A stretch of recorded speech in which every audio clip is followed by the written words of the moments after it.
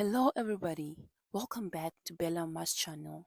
This is Bridget advocating for the orphans and telling my story. If you like what I'm about, like, share and subscribe. It helps with the growth of the channel. Season 1, Episode 1, we are introduced to Rachel Lynde, Mathew Cathbeth, Marilla Cathbeth, Mathew's sister, Anne and Miss Spencer. Anne waits for Mathew to come and get her from the train station. Here we see Mathew going to the train station to get Anne.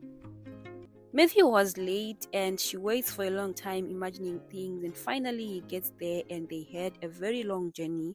When she gets home, she was so happy, but to her surprise, she was not wanted. Who's that? Where is the boy? Marilla was not having it. She had to go. You don't want me. This was her worst nightmare. She had pinched herself all the way home, making sure that it was real and not her imagining things, only to get home to this disappointment. So she cried herself to sleep and refused to eat. Good night. How can you call it a good night when you know this must be the very worst night I've ever had? I seriously blame Rachel for how things turned out. Oh, that is a filthy habit. Dare say a man's got a right to smoke. And his mind's burdened. Mathew had fell in love with Anne, and one could tell that Marilla was not a bad person, but because of Rachel, she had planted some ideas in her head. The story of a little orphaned girl who had burned her adoptive parents' house might have scared her. And I think that is why she was adamant. One of us will have to drive over and see Mrs. Spencer tomorrow, that's for certain. The girl will have to be sent back. And I was convinced that Mathew was not going to do it. Do you mean to say you think we ought to keep her? No, No, I suppose not. And hear what he says next. I mean, every orphan needs a Mathew in their life. Someone who just falls in love with you without no reason. What good would she be to us? We might be some good to her. We might be some good to her. That was so cute. And the following morning, Anne and Marilla goes to Miss Spencer to set the mistake right. And how are you doing, dear Anne? I'm well enough, thank you. From her voice, one could tell that she was sad. So Marilla tells Miss Spencer why she was there and if it was okay for her to be sent back to the orphan asylum. But she was told that it wasn't necessary because Miss Spencer's neighbor needed a helper and Anne could easily go there. And this actually happens in real life. Once you leave care, it's easy for people to just toss you around, move from home to home, and just do whatever they want. And there she was to help her with the kids. If I take you, you'll do as I say and speak when spoken to. I don't suffer no back talk, and if I find you lacking, you'll know the toe of my boot. That was harsh. Oh my word. I related to that. That's a colic cry. What? That's the thing about orphans. Because we go through a lot, we get to learn so much and we apply it when it's necessary. Anne has worked for large families before. And work she will. This ain't no charity house. At this point, Marilla was starting to feel sorry for Anne. Did she really have to say this ain't charity house? Some of the things we get to be told. There are bad people out there. Well, I suppose I can take her off your hands, Miss Cuthbert. If you like, I can take her right now.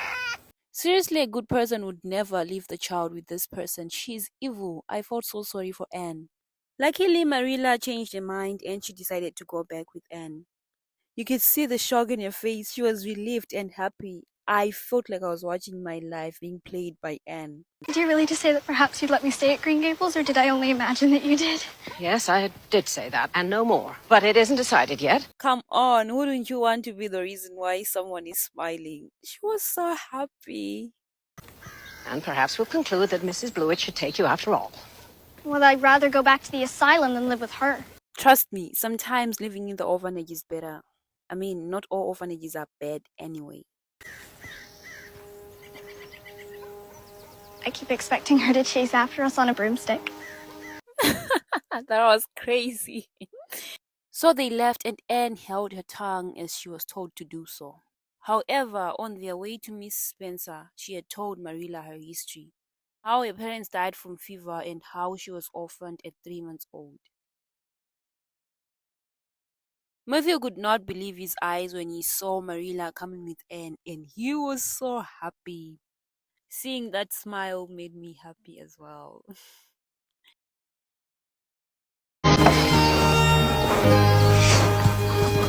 Wipe that silly grin off your face. He knew that his sister was bewitched too. They then hired Jerry to help Mathew. Anne! She's gone. Gone? She thought she was gone, but wait and see what happens next. Anne was just something else. I loved her. So Marilla went to check out, and behold, Anne was there. Eggs! That's one chore done. And she was just so innocent. She just wanted to make Mathew and Marilla happy. I think every orphan does that. I met all the chickens, so I don't need to make any introductions. I've been up since before the sun. I was too excited to sleep.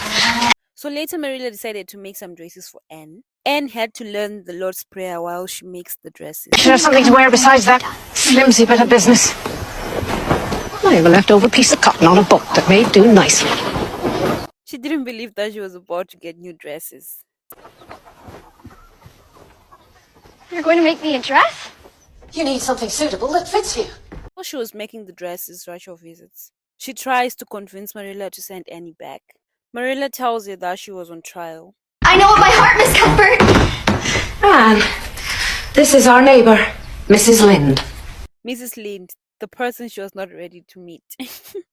Hear what she says next. Well, they didn't pick you for your looks, I'm sure and certain. When I was watching, I screamed. I'm like, who hurt you? I mean, there are people like her, and she played her role well. She's terribly skinny and homely, Marilla. All elbows and knees. Oh, Rachel. She's right next to you. Why do you have to be like that? Did you ever see such freckles? And hair as red as carrots? Dear, dear me. And she wasn't ready for what came after. How dare you call me skinny and ugly? How dare you call me freckled and redheaded? You are a rude, unfeeling woman. Anne meant every word she said. How would you like to have such things said about you? How would you like to be told that you're fat and clumsy and that you probably hadn't a spark of imagination in you? Well, she had it coming. I can count so many times I've had to hold a tantrum back. And I don't care if I hurt your feelings by saying so. I hope I hurt them because you... She felt that. After saying a piece she left, I loved how Marilla didn't interrupt when she was throwing a tantrum. However, she realized that Anne was wrong. And she also told Rachel that she shouldn't have said those words to Anne. Rachel didn't like it and she left. When Anne came back, she was told to apologize, but she wasn't going to do that without a fight. I mean, she was wronged also. Knowing myself, I would do the same. So she was on punishment until Mathew told her to just get over with it and move on. So she faked the apology. You know, if you push an orphan, she's just gonna manipulate you. That's the truth. And the apology was funny because she still said she meant every word she said. Diana's dad visited later and Mathew asked if Diana could befriend Anne. And later on they were invited. Marilla and Anne went to Diana's place where Anne made friends with Diana and they became best friends. They vowed to be best friends forever. When they were back, Anne misplaced Marilla's brooch. It had sentimental values. She was hurt and she sent her back to the asylum orphanage. However, she finds it later, but Anne was gone already. I told you that brooch meant a great deal to me. No, but I didn't take your brooch. I don't know where it is. This was hard to watch because she thought it was stolen and she thought Anne had the brooch. Please, Miss Cuthbert, you have to believe me. Tomorrow you will go. And this was the end of episode 1.